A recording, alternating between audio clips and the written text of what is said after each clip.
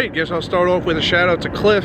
Thank you, Cliff, for the cigar. There's another one right behind the camera I'll get to another day. Met Cliff when I was doing some orientation stuff about a month ago in Orleans. He was with his friend who's also named Cliff.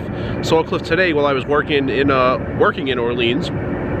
Chatted for a minute while I was going to break. And Cliff gave me a couple of cigars and matches and a cutter, because I guess he saw me too many times in a video just poke a hole in the end of the cigar with a match.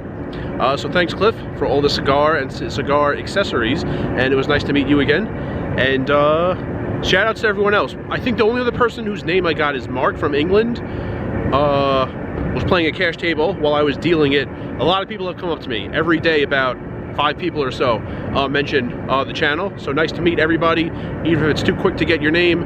Probably a few people who saw me who didn't say anything because I'm often like busy doing something, but nice to know. A lot of people out there at Orleans are liking the videos. And today I'm gonna tell you 5 things, 5 not quite epiphanies, I think that word is too strong, but 5 things after dealing for 3 days that I didn't know before I started dealing.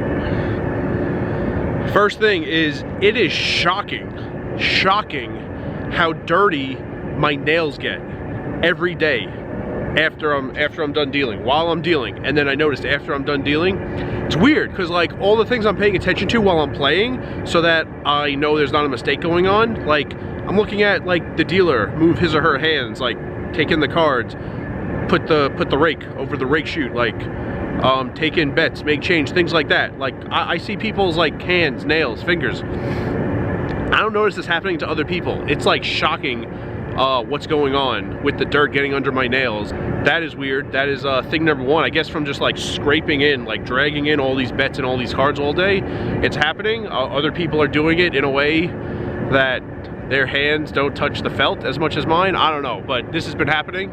And all right, that's thing number 1. Second thing, I won't say there's more going on than I thought for a dealer to do. I'm aware of everything the dealer needs to do. I guess I underestimated a little bit how much of a task it is to do it while you're dealing, because I'm watching everything the dealer does while I'm playing to make sure there are no mistakes, but I'm doing that without having to deal, with just having to play. A hand I fold, very simple, I'm doing nothing else. Even a hand I'm playing, like I'm sitting there and you know my hands are barely moving or not moving at all for most of the hand, and there's only like, there's not as much I need to focus on and like physically do at the same time. So the tournaments are fairly simple.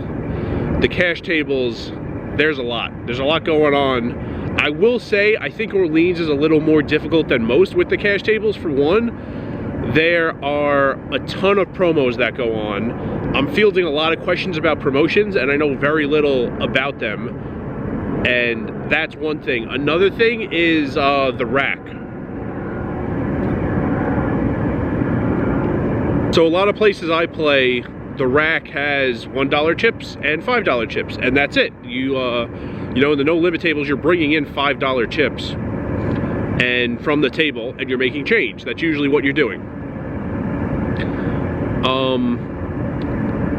Mandalay, which I haven't played much in the last year and a half, Mandalay has $2 chips because that's the promo amount, $2 max. So they have these like golden brown, like copper colored chips kind of, and so Mandalay has like 1s, 2s, and 5s. I think Westgate is just 1s and 5s.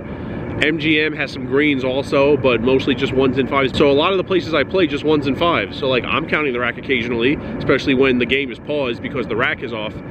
And 1s and 5s are not so difficult to count, at least for me, because I'm playing in games that have those in the rack a lot. Orleans has $2 chips for the promo drop. Orleans has $4 chips for the rake. So there's 1s, 2s, and 4s always, and sometimes 5s also.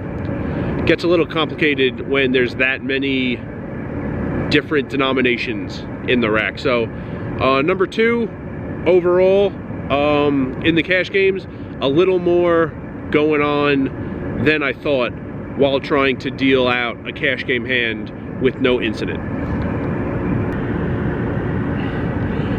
3 is related to number 2, but a little different. 3 is the difficulty in bouncing between so many games on the same day. I underestimated that. Tournaments are fairly simple because there's no rake, there's no promotion. You're not calling for a fill. I mean, you color up the low denomination chips on occasion. There's not a ton to the tournaments, but like switching between limit hold'em and no limit hold'em and Omaha 8 in the cash game area, the main difficulty, not like remembering the rules, the difficulty is keeping the rack in order, like getting fills. So I'm so used to playing no limit, and when the dealer asks for a fill in no limit, the dealer is giving $5 chips to the chip runner and asking for $1 chips. You know, that's normally what happens because you're going to need to make change. In limit, it's the opposite. They're playing 3-6 limit and 4-8 limit with just $1 chips, and you're taking the $1 chips out of play to put a $2 chip on the promo drop shoot, and you know, to occasionally, you know, $2 chips and $4 chips over the rake shoot. So you're taking in all these ones, and when you ask for a fill, you're giving away ones. I'm so not used to that in over like 12 years of playing no limit hold'em in casinos. Like asking for a fill and giving the chip runner $1 chips, it's just like so opposite of what I'm used to. So understanding what a good rack for the next dealer means when I'm changing between games gets a little confusing sometimes, but that wraps up number 3. Number 4, I've heard a lot of dealers talk about how much it wears down their backs while they're dealing. I always thought it must be like someone who had prior back problems in life. I guess sometimes that's the case. I don't, and it is. I guess it's not pain. It's not like my spine hurts, but it's like a certain area of my back is like, it's like I was doing back exercises like all day, and the muscles are sore like fairly quickly into the day, and then throughout the day, and even afterwards for a while. There's just a ton of like reaching, and I made a video a long time ago about ways to help your dealers, and one of the things was when you're in the my wrapper almost blew away onto the ground. When you're in the 3 seat and the 7 seat, and those seats very far from the dealer, push your bets in, and plenty of people never do. And that guy found it necessary to drive the wrong way while blasting Mexican music. And yeah, it's just a lot of reaching, and back wears down a little bit, which is, yeah, it's not pain. I'm not worried about like having back problems. It's just, it's sore. I thought like, I don't know, maybe I'd be like mentally tired, but like maybe I don't know, I'd have to like stretch out my like forearms and like my hands a little more than I do normally, but I didn't expect like the wear and tear on my back. 5 though, 5 is a great one. 5 is how fast time goes throughout the day.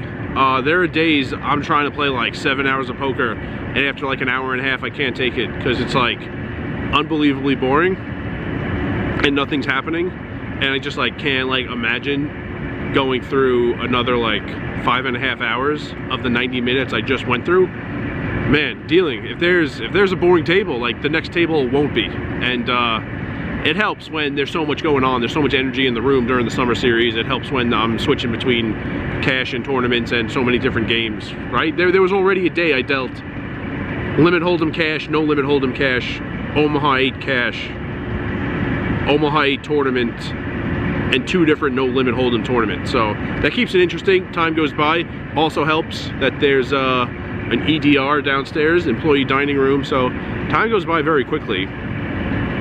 That's nice. I didn't even really realize yesterday was almost a 10-hour day. It didn't feel like it. So that was nice. And that's about it. I guess that wraps up the 5 things I didn't expect before I started that I understand now, a mere 3 days into dealing the Orleans Summer Series. So I know the last 2 videos were probably a little boring, just in the Airbnb bedroom.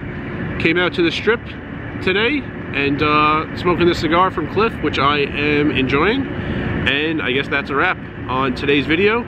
Look forward to more videos like this in the future. And remember,